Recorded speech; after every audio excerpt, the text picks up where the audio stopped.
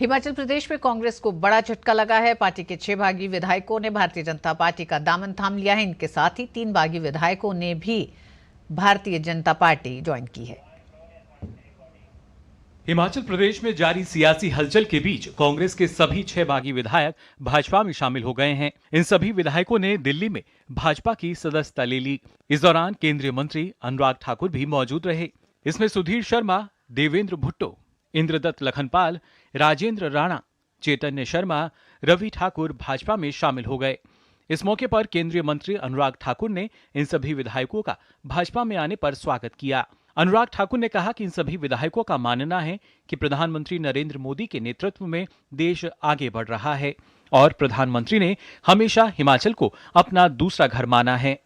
3 माननीय निर्दलीय विधायकों का भारतीय जनता पार्टी में शामिल होने पर बहुत बहुत स्वागत और अभिनंदन करता हूं।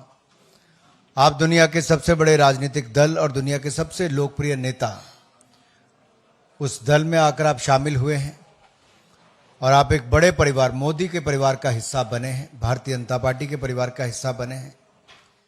इस मौके पर राज्य में नेता प्रतिपक्ष जयराम ठाकुर ने कहा कि कांग्रेस की हालत प्रदेश में खस्ता हो गई है।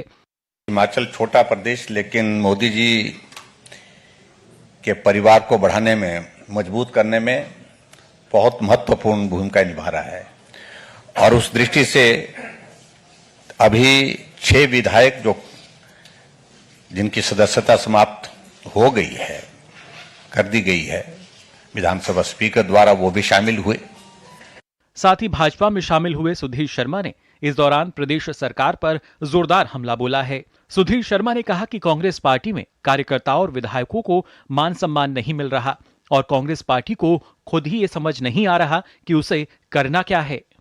हम लोग जो चुनकर आए थे वो प्रदेश के विकास के लिए, जनहित के लिए इस पद पर पहुंचे और एक बार नहीं कई बार लोग चुन करके आए हैं।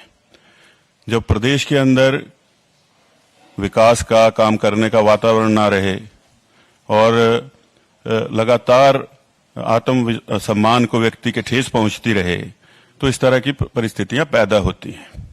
आज कांग्रेस पार्टी का पूरे देश के अंदर विघटन इसलिए हो रहा है क्योंकि कांग्रेस पार्टी का कोई इस देश के प्रति विजन नहीं रहा है और पार्टी को ये पता ही नहीं है कि हमको करना क्या है।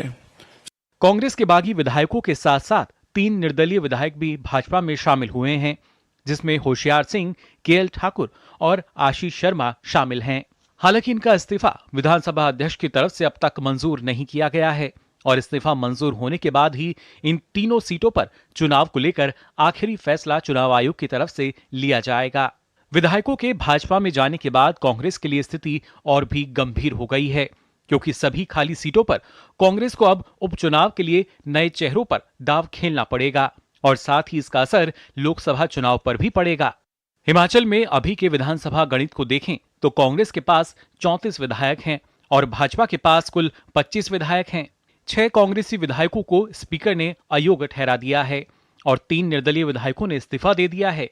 अब ये 9 विधायक ही आने वाले समय में प्रदेश के सियासी समीकरणों पर अपना असर डालेंगे। इन्हें अगर भाजपा टिकट देकर चुनाव लड़ाती है और ये सब अगर जीत भी जाते हैं तो भी विधानसभा में सीटों की संख्या भाजपा और कांग्रेस के पास 34-34 की ही होगी और बहुमत किसी को नहीं मिलेगा। हालांकि किसे टिकट मिलेगा, किसे नहीं, इसके लिए अभी और इंतजार करना होगा। लोकसभा चुनाव के गणित पर नजर डालें तो भाजपा ने 2 सीटों पर उम्मीदवार उतारे हैं और कांग्रेस अभी भी मंथन ही कर रही है। प्रतिभा सिंह के मंडी से चुनाव लड़ने से इनकार करने के बाद कांग्रेस को नए सिरे से चिंतन करना होगा। वहीं कांगड़ा में भी सुधीर शर्मा के कांग्रेस छोड़ने के बाद पार्टी को मजबूत चेहरा ढूंढना होगा। शिमला से डीडी न्यूज के लिए धर्म प्रकाश की रिपोर्ट।